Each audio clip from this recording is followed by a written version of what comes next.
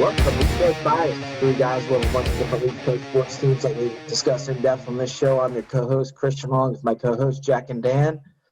Boys, Giants and Jets were actually competitive this week. Dan, at any point, did you think the Giants were going to win the game?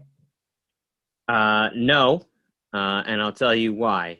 They haven't scored a touchdown in 2 games, and at no point did I feel like they were a viable threat to score a touchdown.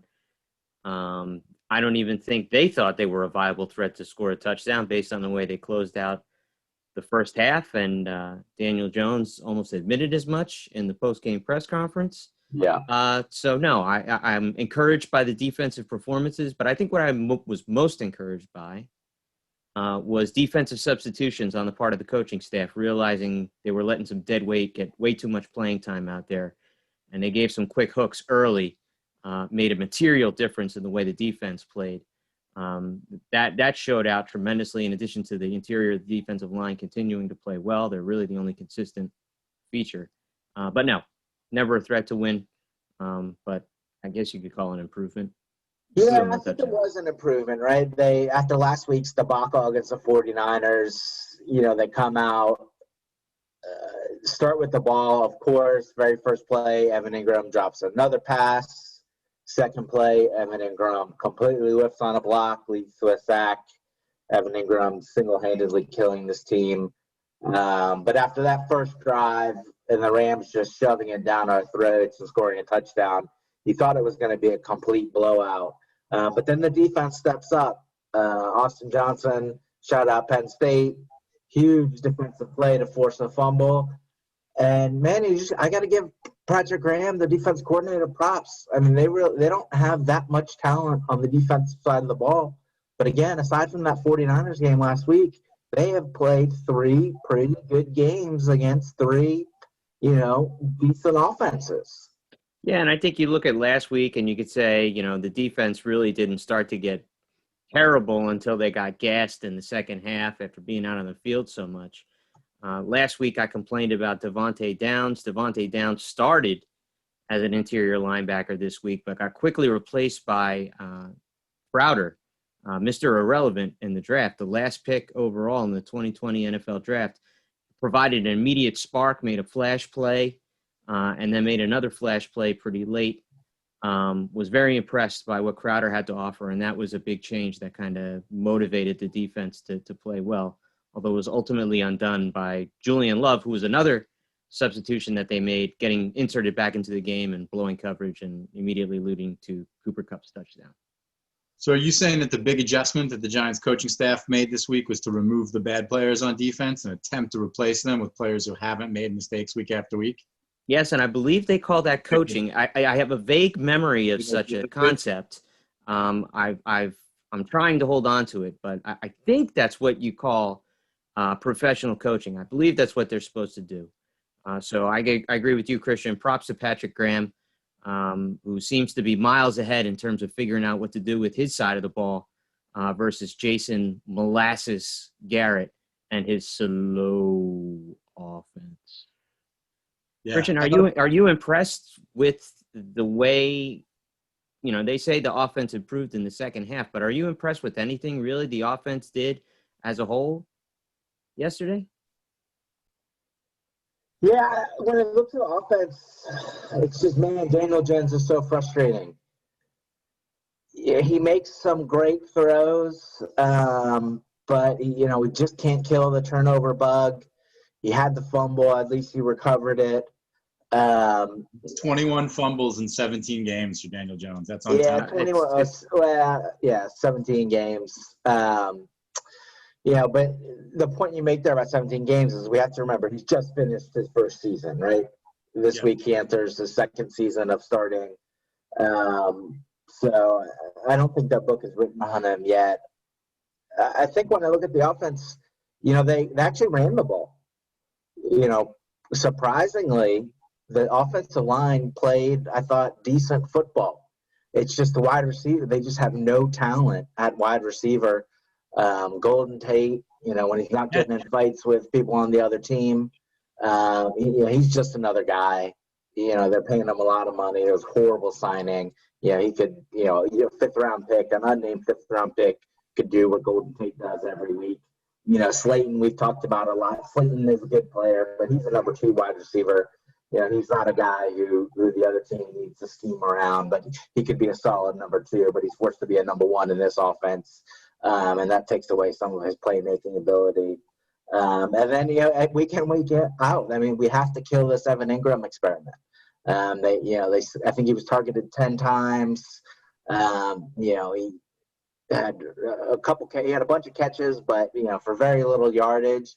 And it seems like every week they come in, the game plan is focused on him, and he just cannot make plays. He's a terrible, his problem is he's not a contested catch guy. So you can't play him at wide receiver because he's not going to run away from anyone. And although he's bigger than a bunch of DBs, he's not a contested catch guy. And so they have to play him at tight end, and he's just a complete liability on anything that has to do with a block, which is a problem for a tight end. 10 targets. As an outsider, what are your thoughts on Daniel Jones after 16 games? I don't necessarily think that he's it. I don't think he's got it, but I do think that the Giants are going to have to ride or die with him unless they get the first, or maybe second overall pick next year, which would force a franchise, rethought at the quarterback position. But I think you're stuck with Daniel Jones for this year and at least 2 more. He's not terrible. I think he's got talent.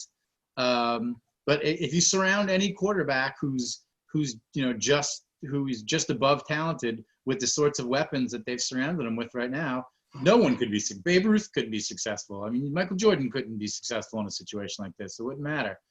Joe Montana couldn't win games with those sorts of wide receivers. Yeah. They can't catch. So sometimes, Daniel Jones is clever. He's leading the team in rushing, so he does some things well. The fumbling is a huge issue. That's untenable, and it's got to stop now. But at least something that can be coached out. I wish they would run the ball more. Yeah, so Devontae Freeman actually looked spry on a couple plays there. I was shocked that Deion Lewis didn't get into the game much at all. I mean, he didn't do anything. They only had 1 carry. Yeah, and if he's their pass catching back, he's been good. He's a positive yardage guy. He gets you 7 when you need it, and he converts thirds down. I was surprised not to see them, but I will say the defense looked much more competent this week, and I noticed that there were some different guys playing and different guys in different spots this weekend. So. Good for Graham. They did make some changes, it looked like, over there, and they were competent. I also never thought that they were going to win, but, they look competitive in an NFL game against, the Giants haven't had an easy schedule, right? Their first 4 were not simple. You could have guessed they might be 0-4 after this. It's how you look going 0-4, which is why Bill O'Brien's no longer employed in Houston, because they look horrific doing it for the most part. Yeah, I would have liked to beat the Bears. I'm sorry. Yeah, I would have liked to beat the Bears, but I agree. It's been. We talked about it in our preview show. The Giants' schedule is brutal. Yeah, and are the Bears 3-1, 4-0? What are they through 4 weeks? They're not great. They lost. But they're not 3-1. But yeah. Yeah, Nick Foles. I know they made a QB change, but hey, you still got to. They won 3 games, so it's not like you lost to an 0-4 team. Can we talk about what the NFC East? Who is going to win? Should we do a post first quarter redraft? Knowing what you know now, who's going to win the NFC East? Because this is a dumpster fire, the likes of which haven't been seen in a long time. 1-3 has you in first place right now. You got to say the Eagles because they look the most confident. I know they're pulling guys off the street to come in and play wide receiver, but some of those guys are going to come back healthy eventually. They had a good performance on Sunday night against the 49ers. Certainly made the Giants look a lot worse by the fact that the Giants got absolutely shredded by Nick Mullins, and Nick Mullins ended up getting benched at the end of that Eagle game. He lost his job already. But, the Cowboys look like a sieve. The Redskins are wildly inconsistent, and Dwayne Haskins does not look like the answer. The Giants are 0-4 and no sign of getting out of that. You got to say the Eagles at this point, right, Chris? Yeah, I think if I had to repick right now, I'd probably go with the Cowboys just because the Eagles just continue to be so banged up. But, it truly is the NFC least. There are a lot of teams in playoff contention, but I think one thing we can say after quarter of the season is only one team from the NFC East is making the playoffs. 100%. But I don't know who it is. But when we get back to Daniel Jones, something I was thinking about, preview of our Jets conversation in a minute. Brett Rippon didn't look terrible. I'm not sure. I'm not sure Brett Rippon is a starting quarterback in the league, but he looked decent. He made some plays. Right. And I'm sitting there thinking, man, this kid has kind of come off the bench out of nowhere making plays. And who's his coach? Pat Shurmur. Pat Shurmur. And I'm just sitting there thinking, and then I have the same thought on Sunday. I think Daniel Jones misses Pat Shurmur. As much as Pat Shurmur was a terrible head coach, the one thing we know he can do is coach quarterbacks. And Jones just doesn't look like the same guy. I mean, Jason Garrett gets all these props as a quarterback, guru as well, an offensive coach. But let me say this, Jason Garrett, you're no Pat Shurmur. I think And Jason. I really think Jones misses Shurmur. Yeah, Jason. At least Pat Shurmur ran, or has typically taught quarterbacks in a modern way to play in modern offenses. Jason Garrett's still running a 2008 sort of. A lot of triple verticals and and somebody in the flat and Daniel Jones. A lot of those throws are forced. He's got to get it over the linebacker and get it in front of the safety, because that's what Troy Aikman can do. But I don't know why they force Jones into these plays. They're definitely not working the offense around Daniel Jones, because if they were, they would have a lot more of those designed runs. They would have maybe some more read option built into the offense. Again, I said it, I don't, maybe been 2 weeks ago. They opened up the offense in the second half, I think, of the Bears game, with some of those runs and a little bit more letting Jones loose. And then they got away from it and got more staid, very slow, ball control, run the ball, even though they can't do that. It just doesn't seem like Jason Garrett has figured out his personnel, or that his playbook is just stuck in 2008, like you said, Jack. Yeah, they just look a little behind the times, and it looks like trying to force Daniel Jones into their system rather than trying to play around his strengths. Yeah, what I call last week prehistoric. Garrett had a couple of five touchdown passing games last year. Right. I mean, now they've gone 2 weeks without scoring a touchdown. Right. They don't have 5 touchdowns on the season, I believe. And I wonder if that has some impact on – Odell Beckham has more touchdowns than the New York Giants right now. Yeah. Well, Odell Beckham had more touchdowns yesterday than the New York Giants have on the season, right? Then he scored 3? I believe so. They got 3. But yeah, 3 touchdowns. Point being, the Giants offense has not lit the world on fire in a league that is seeing record offense and record point totals. The Giants aren't getting it done. So, Dan, we look to next week. At least they were competitive. Got the Cowboys, big 4:00 national game. Cowboys defense, as predicted on this show by at least myself, if not multiple members of East Coast Bias. Cowboys defense has been probably the worst defense in the NFL. Been even worse than I thought they would be. They're giving up more the Giants go 3 weeks without scoring a touchdown. The Cowboys defense is their worst through 4 games in the history of the franchise this year. Yeah. I think if the offensive line continues to show what they started in the second half of last week's game, I think that they will score a touchdown. It's a bold call. I wanted to let's print that up, all right? Like the Giants will score a touchdown. Scores and everyone goes crazy in the stands. Someone will fall across the goal line and the parents will come running on the field screaming. The problem is the Cowboys can really get after the passer. Alden Smith back in the league and is really terrorizing quarterbacks, but Alden Smith, unbelievable story. They can't defend on the back end whatsoever. I mean, guys just getting loose all over the place. They are really missing Byron Jones. Yeah, so that's the thing with the Giants. So if you put Bradbury on Amari Cooper, who covers CeeDee Lamb. The Cowboys are going to score points. I mean, we haven't even gotten to that yet, but the Cowboys are going to light the Giants up like a Christmas tree because they're going to make mismatches all over the field. I think the Giants could score as many as 17 points in this game, but I think the Cowboys are more likely to score 42. I'll believe the Giants can score 17 points in the game when I see it. And hey, they could get one on defense, special teams, something fluky happens. I'll settle for 8.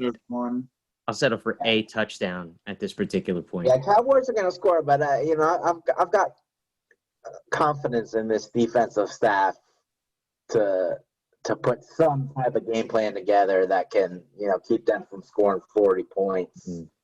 I don't think this is the week for that.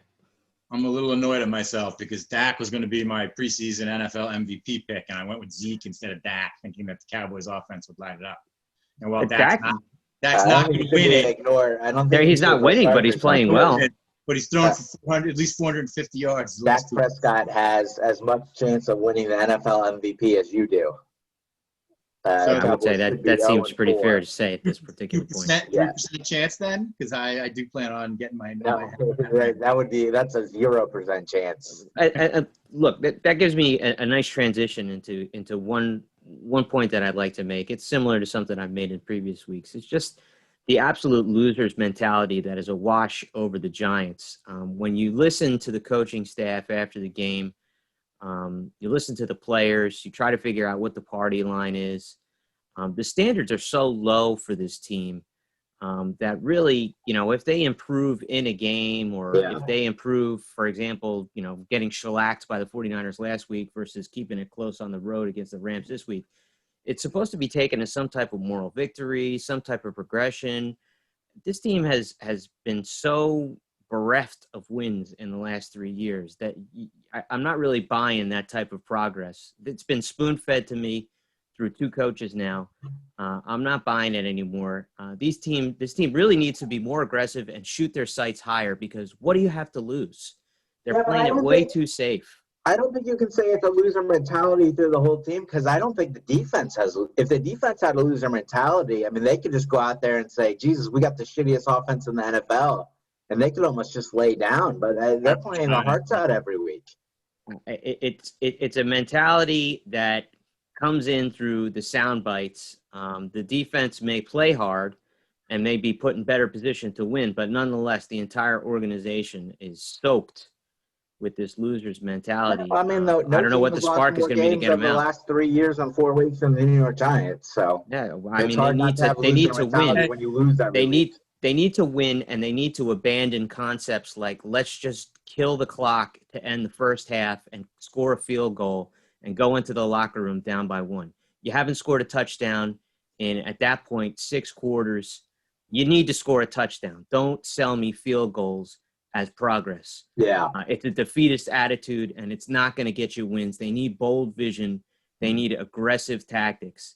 And it needs to come from Garrett. One question on the defense. Why is Marcus Golden not playing? I think he just doesn't fit with what they want to do. And I just don't – he doesn't make enough money to the point where they feel compelled to put him on the field. And did he limp off at some point, though, this week? I don't think so. I think Fackrell. He barely plays. Okay. He doesn't play enough to get hurt. I think he played 7 snaps this week. That may have been a season high for him. Someone limped off and he came in. Yeah. I think Fackrell got a neck injury, and then Marcus Golden came in. Fackrell got hurt. That kid Fackrell played well on Sunday, actually. He's getting better. Yeah. It's easy to see why he's playing. I'm just surprised. I mean, they're not good enough to not be playing Marcus Golden, but is Marcus good enough? Is Marcus Golden good enough? Period. He didn't wow me last year, so I can't say they're really killing themselves by keeping him on the bench. Yeah. All right. Well, wait, hold on. Sunday. I want to finish off with one thing. My weekly Eli Penny watch. Okay, Eli Penny snaps by week. Penny for your thoughts. 3 snaps. Week 2, 4 snaps. Week 3, 2 snaps. Week 4, 1 snap.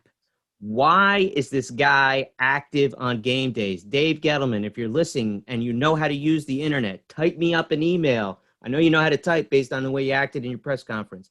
Type me up an email. Let me know why this guy is taking a it is ridiculous because they're now playing backup guard. Shane Lemieux took the first snap at fullback this week. So they have a fullback active, but they're using a backup offensive lineman to play fullback. And he plays on specials, but don't tell me there can't be somebody else to come in and play those snaps. Performer in the history of the NFL. He doesn't even play. He plays on a little bit over 50% of the special team snaps. So he's not a core special teamer. Wow. Ridiculous. if you want to get into But I digress. If you want to get into poor roster management, that's as good a segue as any to talk about. Hey, here we go. All right, Well, let's take it go away. around the horn. Let's go around the horn before we move on to the Jets. Giants take on the Cowboys in Dallas this Sunday, 4:00. Dan, prediction on the game? 34-10. Jack? Yeah, I'll stick with what I said earlier. I'll go 42-17 Dallas. Cowboys will win 38-24. Giants keep it close to late in the third quarter. Dallas pulls away.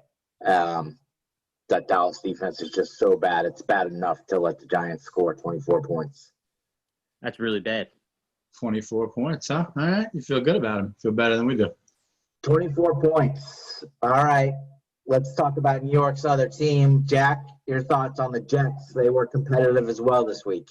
They were sort of competitive, but Sam Darnold turned the ball over many times, and the defense did get carved up a little bit by a rookie making his first start, Brett Rippon, famed Mark Rippon's nephew. So I don't know how much that can be called progress. All sorts of shenanigans going on in Jetstown this week, though. So today, speaking of roster mismanagement, that the Jets, I've been complaining that they kept playing this guy, Kalen Ballage, that they'd signed off the store. They tried to trade for, then he got cut, so they signed him from the Dolphins because he used to play for Adam Gase. In the last 3 weeks, he's gotten more snaps than third-round rookie draft pick LaMichael Pirine, who everybody wants to see. And so Ballage has been getting more snaps, including on Sunday, including yesterday. And then this morning, the Jets cut Ballage, just cut him. So I don't know the purpose of having played him all those snaps over the past 3 weeks while the rookie sat and did nothing, and then they just cut him this morning. Maybe Gase was doing Ballage a favor, letting him get some tape out there. So maybe if he found another team, they'd have some nice tape to be able to pull and see what he can do on the football I'm going to say as calmly as I can that I pray to God that's not it, because that is not Maybe they thought they were signing Quentin Ballage. Yes, did they think right? And when Ballage showed up, they realized they were like, oh, shit, I can't admit I screwed This is not the guy we were looking for. They're like, Gase did it again. He got the wrong guy. We don't want to. On Thursday night, Mekhi Becton went into the game injured. Yeah. Probably shouldn't have been active, but he was active. That made absolutely no sense. You know it was going to happen when they Well, it does. It makes makes a little sense if you're trying not to get fired. And then so they start Chuma Edoga, who is another useless Mike McCagnon draft pick. He was a third-rounder out of USC last year. He's proved useless. 4 plays into the game, Udoka gets hurt, and who does Adam Gase send in to replace him? Our star first-round, decade-to-come Jet captain left tackle Mekhi Becton, who's already injured. Mekhi Becton lasts 17 plays and has to come back out of the game, takes himself out of the game because the pain was too much for him to handle. I believe he was crying. This is why Adam Gase needs to be escorted out of that building, in handcuffs or not, up to them, as soon as possible. Because that seems like a pretty clear-cut case of Adam Gase realizing that he is going to be fired any minute now and desperately clinging to some idea that if Becton can just hold up there, maybe they can win this game instead of sending in Connor McDermott. I mean, that's just the worst thing I've heard of a coach doing strategically for the team, for the game, for the franchise, for everything. Makes no sense. It's just a real selfish act. Yeah, that made absolutely no sense. Either the guy's healthy enough to play and he can start, or he's not, or he can't play.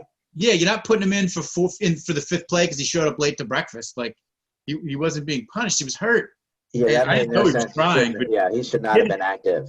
He took himself out of the game. The coaches didn't take himself out of the game. With decisions like that, it's easy to see why Gase has just left a path of player relations destruction in the wake of his. Every media and everyone's reporting. The locker room hates him. They don't trust him. They won't take responsibility for anything. You know, even I didn't even realize, but even when the Dolphins went to the playoffs at 10-6 and Gase's first head coach there, they had a negative point differential. It's a hallmark of his tenures, I believe. Yes, right, exactly. He's the guy who coaches. He's trying to minimize point differential, but it's just not working. Darnold turned the ball over a bunch. I don't know if you can call this a bright spot, but this unsigned rookie we had last year was back, Jeff Smith, who was actually a quarterback to start in Boston College. He caught a bunch of balls yesterday and looked like an actual NFL player. So maybe he's a guy that can stick around for a couple years. Other than that, there wasn't a lot to talk about. They still got beat by another winless team with a rookie making his first start. They're 0-4. Hopefully we're going to pick first, or if we don't, I don't know what we're going to do. The same way is they should have won the game if not for ridiculous personal fouls. So that's the hallmark of a Greg Williams coach defense. Yeah. Nobody hits the quarterback late and worse than a Greg Williams team. Quinnen Williams, I think, leads the league in the quarterback roughing penalties with 3 through 4 weeks. I get that you want to be you want your defense to be aggressive, but the teams that win stay on the right side of that line, and the Jets just incapable of doing it. But again, like the Giants, did anyone here think that the Jets at any point, if you watched any of the game, had any chance of winning? Because I did. I did. Yeah, They did. They had a late lead. Like I said, they should have won if not for the ridiculous personal fouls. But that's what the Jets do. Yeah. If it wasn't some of those were ridiculous. Some of those were crazy over the top, though. If it's not that, it's Darnold throwing a back-breaking. You know what I mean? Darnold plays perfectly for 98% of the game and then throws an interception to lose in the end zone. Yeah. It was that, so I don't care how they lose at this point. I'd rather just they lose and clean house. Like, I have no love for Joe Douglas at this point. I don't care. Get a whole new regime in there. Are you surprised they didn't fire Gase on Friday? Yes, I was very surprised. And now that Bill O'Brien's out in Houston, I'm sure that'll actually help the Jets make this decision, because I don't think they want to be – now the Johnsons will suddenly realize that there are other NFL head coaching jobs that are going to be out there, and being the coach of the Jets isn't exactly being the coach of the Alabama Crimson Tide. So I think they're going to it'll make them want to get rid of him sooner rather than later to get this process started. Now that their eyes have been opened that other teams are going to be firing their coach. I'm glad you brought that up, because I'm going to call it right now. Your next coach of the New York Jets will be Bill O'Brien. Oh, goodness. Lock that in. Oh, goodness. I'm Coach and GM. Of that prediction as I've been of any prediction I've made in recent memory. Okay. He's gonna see in the Jets that opportunity to get all that power. Former New England Houston guy. was not going to give him.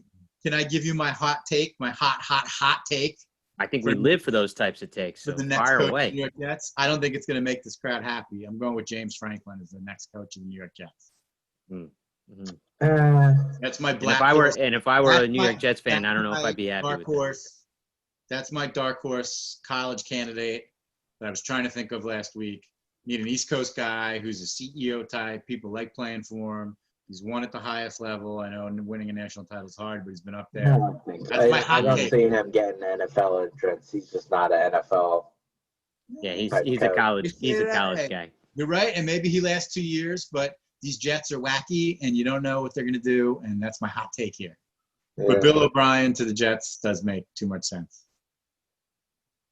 So does Jim Caldwell, which kind of scares me. That's the one I'm worried that could come up. You can't get Tony Dungy, so you go out and get Jim Caldwell. I don't think that would thrill me. Go with Bieniemy. Would Josh McDaniels take the job? I don't know. I don't think so. I don't think so either. Yeah, Bieniemy would be a good hire. Yeah, I think he's the best candidate for this job. We need. You know my take on that. I don't love bringing in first-time coaches into New York. You're right. At least this is not a veteran team, though. This is not a guy who's got to come in and command. He's the guy that can come in and set the level and get his own guys. But you're right. But Bieniemy's been around. He won a Heisman. He played. He's won. I think Bieniemy deserves a shot, and I think the Jets should be the team to give him the shot. So, but there's just about how both New York teams ended. No handshake between Gase and Fangio because of all the cheap shots at the end of the game, and then the Giants game ends with a brawl. How about Gase? Between the two teams. You know what? The most fight these teams have shown in several years. Yeah, can't win a game. Can't win the fights either. But Adam Gase called 2 timeouts in the last minute there for absolutely no reason, which is the other reason, the personal fouls. What was Adam Gase doing calling timeouts? Just to piss the other sideline off? Maybe he was thinking about doing a Schiano and having his defensive lineman dive for the ball. And that's the worst. Although I watched a video of Greg Schiano congratulating New Jersey high school football players on being able to come back the other day, and that is the most excited I've been about Rutgers football in a long time. Just hearing that man talk, I cannot. In 3 years. Hopefully ECB is still on the air. Someone's paying us to do this in 3 years. And we'll get to talk about Rutgers football then. Can't wait for that. Reason to be excited until they snap the ball, and then everybody realizes it's still Rutgers. It's still Rutgers. But yeah, the Jets, we're looking at the future draft picks, and hopefully Adam Gase is out of there. Don't know what's going to happen with Joe Douglas. James Franklin, my hot take. And, I'm starting to lose interest. It's hard to keep watching these games because the Jets are just non-competitive. All right, let's go around the horn after 4 games. Do the Jets end up with the number 1 overall pick? Jack? I say no, because the Jets' way would be to win 1 game, and this is the year that somebody goes 0-16, or to win 2, or to lose, or to win in the final week when a loss or a tie would give them the first pick. They'll somehow screw this up. They won't end up with the first or second pick. Eliminating 2 quarterbacks, they'll end up with the 3rd pick. Santos? No, I think the Giants are strong contenders for it, and I think they'll get it. Really? Jets end up with the first pick. Giants end up with the second pick. Because imagine this. Imagine Daniel Jones gets hurt, and Colt McCoy now becomes the starting quarterback of your New York Giants. And don't tell me it's not a real possibility, because it very much is, based on the amount of contact Daniel Jones is taking behind that offensive line. Mato says it very much is. They're going to be very strong contenders for it, even with Daniel Jones back there. But that scenario, very possible. It certainly ensures they're number 1. Yeah, I just think the Giants, I think with 4 games, 2 against the Redskins, or 2 against Washington football team, and 2 against the Eagles, I think the Giants have more opportunity for wins coming up than the Jets do. Let me. The Dolphins, by the way, they've got the Texans' first and second rounders coming up this year. What happens if the Texans get the first pick? It goes to the Dolphins. What are the Dolphins? You got to take Trevor Lawrence and trade Tua. Yeah. They need to get. They're going to get. They're going to get Tua out there within the next 2 weeks. I'd say there's a handful of teams, the Chiefs, that wouldn't trade up to get Lawrence. That wouldn't take Lawrence and trade their own quarterback. Those handful of teams are going to be nowhere near the number 1 pick. Right. They don't play anywhere near the Meadowlands. We know that. So, I think it's an absolute lock. Trevor Lawrence is going number 1 and starting for whatever team has the number 1 pick next year. Whether that's the Dolphins, Giants, Jets, or the interesting one, and I guess it can't happen, would be the Texans. They can't, but that pick belongs to Miami. There's no protection on it. But if they got the number 1 pick, that would be an interesting one because they have a great quarterback. They do. Who they just signed to a 4-year, 150. Yeah, I don't think that they're going with Deshaun Watson. I don't think they did the ride with Deshaun. We won't find out that. All right, Jets take on the Cardinals. They do it. Home, 1 o'clock on Sunday. 1 o'clock on Sunday, yes. Predictions, Jack? Jackie's home alone on Sunday, so maybe I will watch that one. I predict that the New York Jets will not win the game.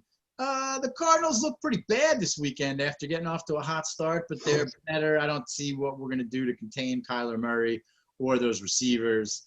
Let's go Cardinals 28, Jets 7. Yes. I say 31-20. I'm not a big believer in the Arizona defense. They can also get after the quarterback, but they don't really guard anybody on the back end. So I think the Jets can put up some points, but they will still lose. Can't guard anyone because they have the first-round bust, Isaiah Simmons. Shock of the century. Can't get on the field. Cardinals win 34-14. Do you think that scares any NFL teams off of Micah Parsons? People start making that comparison. No, totally different player. Totally different player. Guys, next week. Not even close. Welcome to episode 2 of the Penn State Apologist. No, Parsons is much better. He is. Get out of here. Come on, you're embarrassing yourself. Yeah. This is bad. But is that different? I didn't watch a lot of Simmons in college, so I don't know. Yeah, they're nowhere close to this being this totally different types of players. He was too tweener. Micah has a position, even though he started as a defensive end as a recruit. He's a stud linebacker at this point. He's a pass rushing linebacker who can cover. No, you could actually make the argument Parsons is a tweener, but Simmons is a linebacker safety. Well, that's Parsons that's is a the type of tweener linebacker defensive end. Yeah, that's But the type of tweener they're- I meant is a linebacker safety. I don't Yeah. know if I call it hybrid because there's yet to be anybody who really can hybridize it well. I think Simmons more likely hurts the linebacker from Notre Dame than he does Parsons. Oh, on Wasu. That guy's more of a cover speed linebacker, but Jeremiah Onwaso Koromoa, but who's I gotten off still a would good take start, him. but not great start. Kyle Hamilton, again, he's looked like the superstar in that defense so far. For the All right, Irish. boys, let's move on to baseball. Anything surprise you from the first round? Pretty Other than uneventful. Our Indians picks didn't come through. Yankees handily Other than my World took care of Series them champion. handily. other than my championship pick lasting exactly 2 games. Yeah, I told you guys. Who could have thought Bieber would implode like that? That was really the big let the air out of the there's tube no way there. to predict that, right? Did anyone? What happened there? I mean, the guy threw. Well, He was having a, when look, you ride a wave like that. That's what I said. He just looked like the sort of guy who was going to win game 1, no problem. And then what would the Yankees do? But he couldn't get out of the 5th. I mean, they crushed him. these teams in the Central, in both the AL and the NL, really feasted up over the regular season on just some bad competition like the Royals, like the Pirates. And even, these playoff teams, their offenses weren't too great. I think the stat, as I was texting you guys after every series, I think it ended up being 2-14 AL and NL Central teams ended up being with 0 series wins and I think 5 sweeps. And 4 NL Central teams getting shut out in their elimination games. So that says a lot about the state of competition in the AL and the NL Central. So Yeah. wasn't surprised by the Indians losing in round 1. Yeah. I was surprised by how well Miami looked. I thought they did. Yeah, that was a pretty widely called upset, I believe.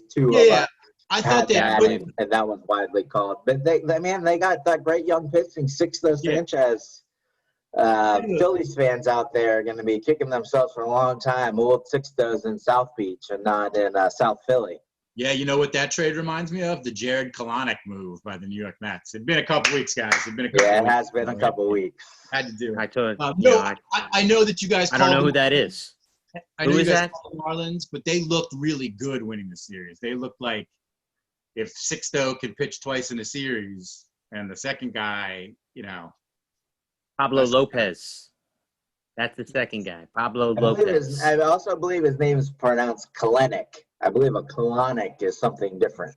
No, I feel like I need a Kalanick every time I hear his name. Right. You're going to think you Van got Kalanick every time you see him play for the next Right, Brody Van Wagenen has given the Mets farm system a Kalanick. Yes, you've been Van Wagenen, they call it now. Well, not for long, all right? Not for long until Uncle Stevie saves us and Sandy comes in and straightens this whole ship out. Yeah. Soon. November 1st, they're saying is the target date. And the Yankees look good. Yeah, all right, let's look to the division series. We're cheating a bit. We're taping this Monday night, so we already had the Astros with a big victory. I'm from behind victory. And That's a nightmare. That's a the nightmare. Yankees-Rays are in the 6th inning. Yanks up 4-3. Who do you boys see in winning each of these series? Matos? We're going around the horn for all these series. What do you see happening in the Yanks-Rays series? Yanks-Rays series, I think the Rays come through. Yanks are taking, trying to take it to them. They're coming back and rallying and games kind of seesaw so far tonight. But I think the Rays take it. I like the Rays, as I stated when we were going through the whole playoffs a couple weeks ago. Give me the Rays. Jack, what do you think?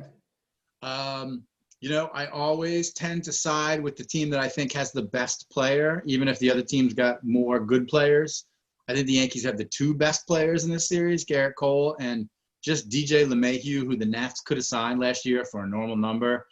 I just think he is the most perfect leadoff hitter in playoff baseball right now. Combine those 2. I think the series goes long, 6 or 7, but I think the Yankees might actually win. I don't think it can go 6 or 7. Oh, No, geez. it's only 5. 5-game series. See, I'm making history here. It goes 5, and the Yankees win 3-2. Yeah, I think I'm gonna pick against the Yanks again. I think the Rays pulled this out. They just have so much pitching depth. especially that bullpen is just nasty. And, I'm not sure in these late innings, if the Yankees are going to be able to hit their pen. And the Yanks pen, for all the money they spent, is kind of a dumpster fire at this moment. They don't even pitch Adam Ottavino anymore. It was one of their big signings last year. Boone's lost complete faith in him. So they really only have 3 relievers that Boone believes in at this point. I don't see how you're going to get through a 5-game series, especially with their starting pitching after Cole being as weak as it is. I don't know. And I think it's going to come down to the battle of the pens. And I think the Rays bullpen is just that much better than the Yankees pen. But they do have a better lineup. So if they can mash early and get to some of these starters, they might have a chance. But I'm going to take the Rays in 5. I know pitching matchups don't look great for the Yankees in next couple of games here either. The wild card, they got this young guy, Devi Garcia. We talked about him on the show before. Just the little Pedro Martinez clone, about 5'8", 120 pounds, if that. He's starting game 2 tomorrow. Surprisingly, they're going with him over Tanaka in the second game. He's kind of the wild card. He's got electric stuff. If he can come out and give them 6 innings, they got a shot. But he's one of those guys, if he goes 2 and gives up 5 runs, no one's going to be surprised. Yeah. Well, last year, I'll tell you, the Nats got through the NLDS using only 3 relievers. They had a hell of a rotation going into it. Cole. You can't do it over 7, but over 5, you might be able to pull it off. And Cole's still in the game here, so Cole's got us for the Yankees to win the World Series. Cole basically has to be Steven Strasburg from last year. Yeah. He's just going to have to pitch as soon as he possibly can. To win this game tonight, he's going to have to come back game 5. He's never pitched on short rest before. He'll have to do it in game 5 with them playing every day. But I'm pleasantly surprised with how they handled the Indians. We'll see if they have any more magic left in the bats. What do you boys see in the other series, Astros and A's? Jack? My heart says something different than my head. My head says the Astros. I'm making this pick knowing that they won today and they mashed doing it, coming down. They were down 3-0 and then 4-3 and end up winning 10-5. Yeah. But isn't the nightmare scenario for MLB the Astros going as far as possible? Yeah, that's.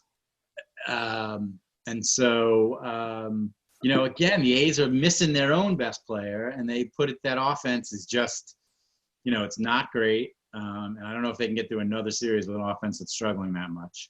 I think A's just aren't that good. I don't know how they got here. I know their division's not that good. Their starting pitching is not good. But the absolute highlight of the first round was them putting the in-game microphone on Laureano in, I think, game 4 or game 5 of the first round series, and him immediately having a single hit to him and him dropping an F-bomb at the top of his lungs 10 seconds into the inning. Just spectacular work by the production crew. Can't blame him. I shouldn't have put the microphone on him. Yeah, so they're not good. I don't get it either. And the Astros, George Springer looks pretty incredible right now, so maybe he will be the Nats left fielder next year. But I think the Astros are going to win and cause Rob Manfred some headaches. I'm not entirely convinced, although I don't think the A's have the greatest starting pitching in the world. I definitely don't think Houston does. McCullers didn't have a great start today, although they came back and won the game late. Liam Hendricks is dynamite in the back end of that A's bullpen, and although Presley seemed to get it together for Houston, I don't know. Houston was missing something this year. Maybe they found it. It seems like Carlos Correa is kind of rallying around this whole us against the world mentality. Everybody hates us. Let's go out and win it. Yeah. I think that something can be wrung out of that, but I think this one goes 5.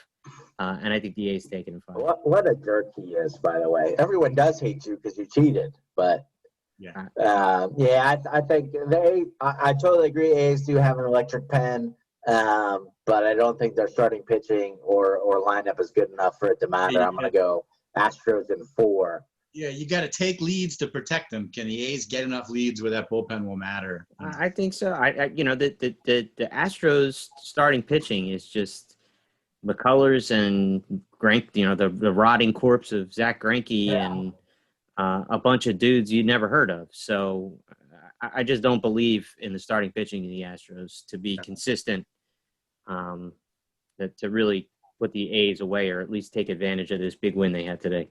Here's the fun ECB. we're all going to be big Yankees or Rays fans next round. Yeah, I think the Astros are going to make it. Hey, I'm already a big Rays fan. Let's go Rays. All right, let's look at the NL. Anyone see anything other than a Dodgers sweep? Absolutely not. They look good, real good. They do look good, but I got to admit, I thought the Padres were toast. They didn't finish the season well, and I didn't think they were going to do a whole lot, and they're hanging around. Look, the Dodgers are a powerhouse. I think they go to the World Series, so I think they'll win. But I think the Padres will give them a fight, and the series will definitely not be a sweep. If the Padres weren't missing these two, especially if Clevenger comes back. Right, but if Clevenger and the other guy, Dilson, whatever his name is, Lamet. Lamet. If those guys were healthy, maybe they'd have a chance of winning one, but I think they get swept there. Yeah, and I got the Dodgers with the sweep as well.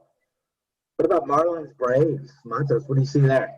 Very interesting series. The Marlins full of spunk coming off that sweep of the Cubs. Braves real top heavy in their lineup. Another team where I question their starting pitching, although they have, their prospects. They have a lot of talent in their starting pitching rotation.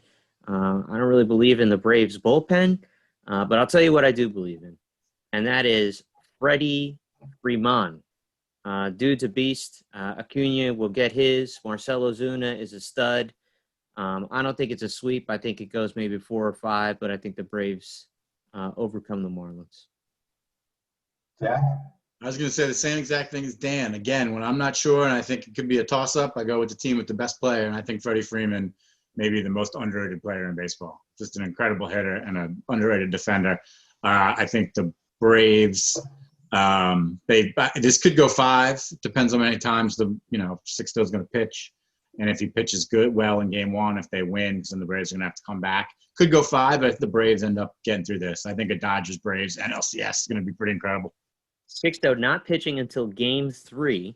Which means he'll only Sandy Alcantara starting game 1 for the Marlins. And my man, the previously referenced Pablo Lopez, starting game 2 for the Marlins. Miami Marlins are the Love that Latin rotation. Great Latin rotation. Professional franchise in the Big Four that have never lost a playoff series. Right, never. They get in, they win. They win. And it doesn't stop now. And they got the captain at the helm guiding the ship. In 5. Woo! That's Jeter love. That you're going with your man Jeets there. That's what you're doing. I see. I see nothing to do with Jeter. He's a Don Mattingly. Donnie Baseball. Donnie Baseball, Jeter. I just think they got some mojo. No one's giving them a shot. No one gave them a shot. I think they had the 3rd longest odds to win the World Series and being of the season. But they got a lot of cast-offs. You think they were a young team with a bunch of their own homegrown prospects, but they got Garrett a lot of cast-offs from other teams. Yeah, they trade all those prospects away when they get to the point. Yeah. Yelich, those guys all play for somebody else. Marte being hurt is a killer. I would feel very strongly about this pick if Marte didn't break his wrist or hand or whatever he broke. That was a big loss. That's a big loss. But, yeah, I think it's partially believing in the Marlins and not believing in the Braves. Could you have 2 different franchises? No. In terms of playoff history? I mean, the Braves have been there a lot more, but the Marlins never lose and the Braves never win. Never win. Crazy. It's fascinating. The one thing I don't like about the Marlins is having Kinsler as their final option in the bullpen. He gives up a lot of contact. It's not really, hard contact or high contact. He's not a strikeout guy. Could run into problems there. Could see him blowing a couple games. Yeah, the number as a former Nationals closer, I'm sure you know him. The number of failed former Nats relievers who are thriving in the playoffs right now, going so far as to include Yusmeiro Petit, who threw 2 key innings for the Yankees today. Kinsler. They got Blake Trinan is also in the Oakland bullpen. I mean, they're all over. It's incredible for some reason. Well, the Nats chicaned their pitching coach yesterday, Paul Menard.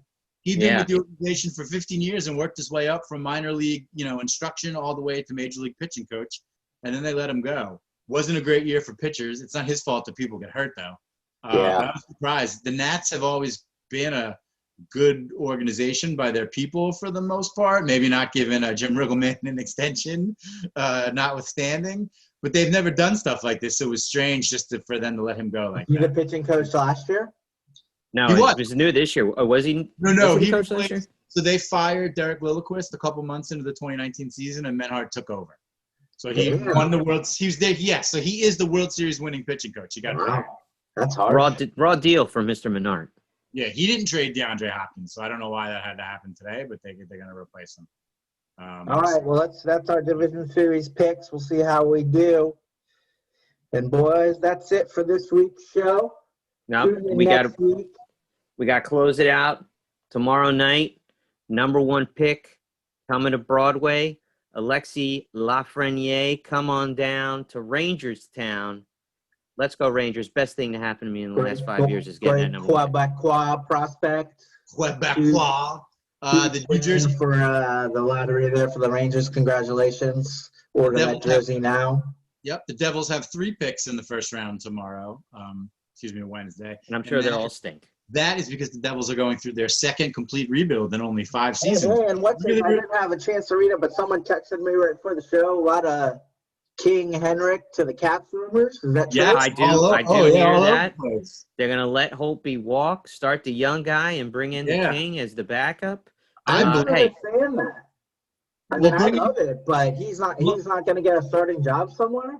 No, I don't think he'd be the backup in Washington. I assume. But why would he come to Washington to be the backup? Because I think he realizes where his career is at this point. He wants to go with the winner. In Winnipeg, that's why. Or Phoenix, or he wants a vacant place where he can play. Wow, I love it. That's huge. He wants to get a winner. Probably doesn't want to move too far from New York. He's been there forever, and he's got young kids and a family. Makes sense to me. And there's nothing more that I would like to see. I got no love for the Caps, but there's nothing more I would love to see than Henrik finally getting a cup. So, as long as he doesn't go to Pittsburgh, it's all gravy to me. And Christian, what'd you think of the Caps hiring of Peter Laviolette as their new head coach? Yay or nay? Oh, genius hire.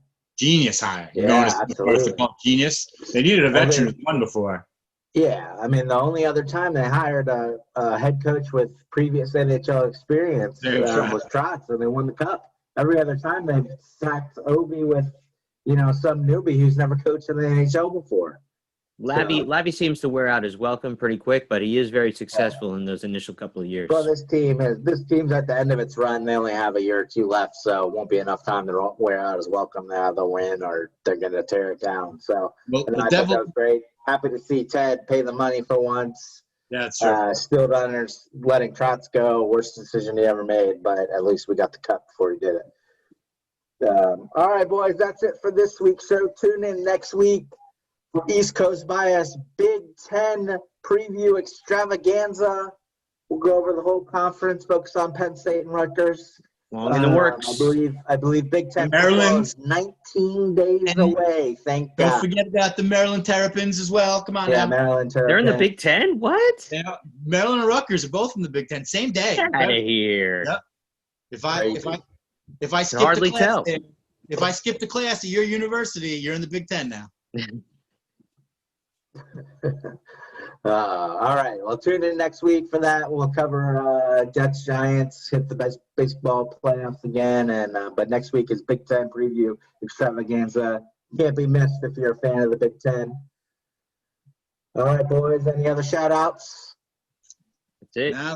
Well, thanks for tuning in. Hold on. Notre Dame this weekend playing Florida State. The hated Florida State Seminoles. So man, Florida State is terrible. God, yeah, they're gonna pound Florida State. What they'll get their pound of flesh there. Mighty program. It's actually sad to see. It is a little bit, but not really. I'm not really that sad. Yeah, all right. Well, subscribe to our page, like this video, please. Thank you very much, and tune in next week for another edition of East Coast Bias. See ya.